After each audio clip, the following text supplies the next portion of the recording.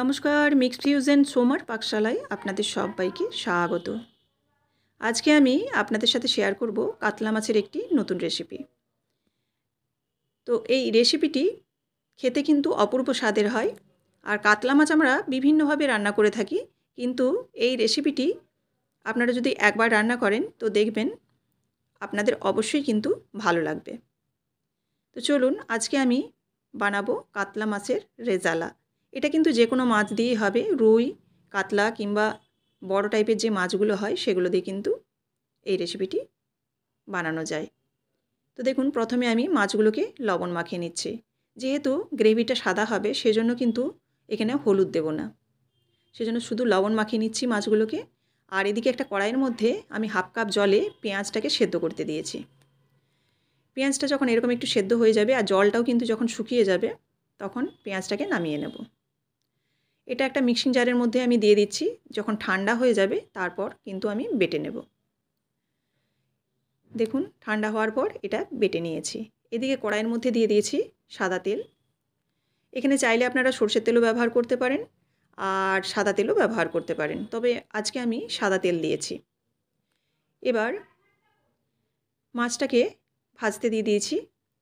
এদিকে আমি একটা মশলা রেডি করে নেব, কাজু আর পোস্তর। পোস্ত এখানে দেব মোটামুটি 1 চামচের মতো, আর কাজু দিয়েছি 5 থেকে 6টা, দিয়ে এটাকে একটা পেস্ট বানিয়ে নেব। আর এর সঙ্গে আমি 2 চামচের মতো চারমগজ দিয়েছি।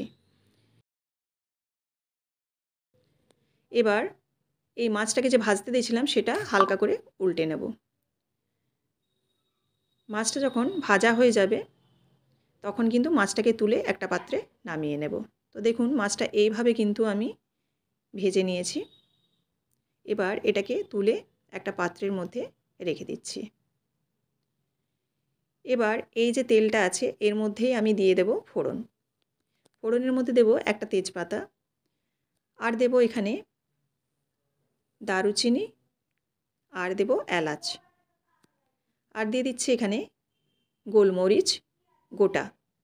এখানে কালো গোলমরিচ আমি ব্যবহার করব, আর দিয়ে দিলাম লবঙ্গ।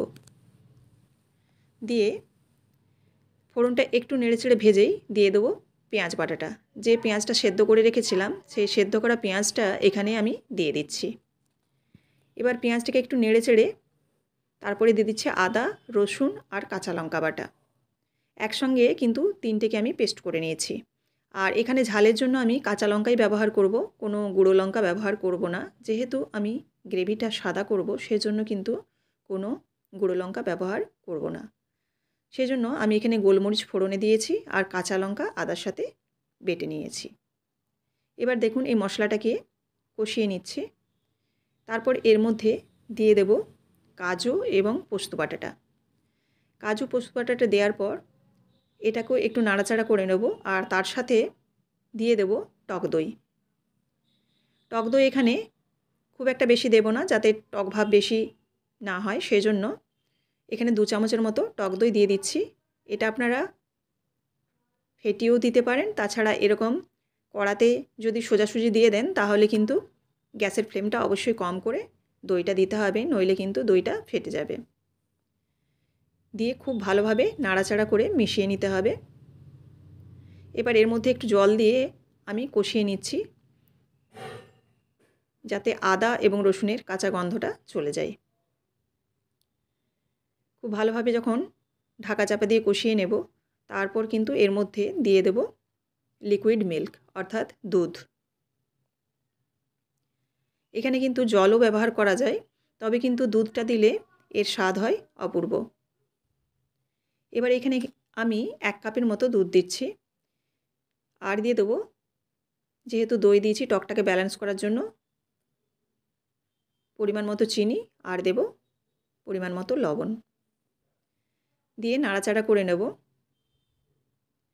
নাড়াচাড়া করে এবার গ্রেভিটা একটু যখন ফুটে যাবে তখন এর মধ্যে দিয়ে দেবো ভেজে রাখা মাছগুলো।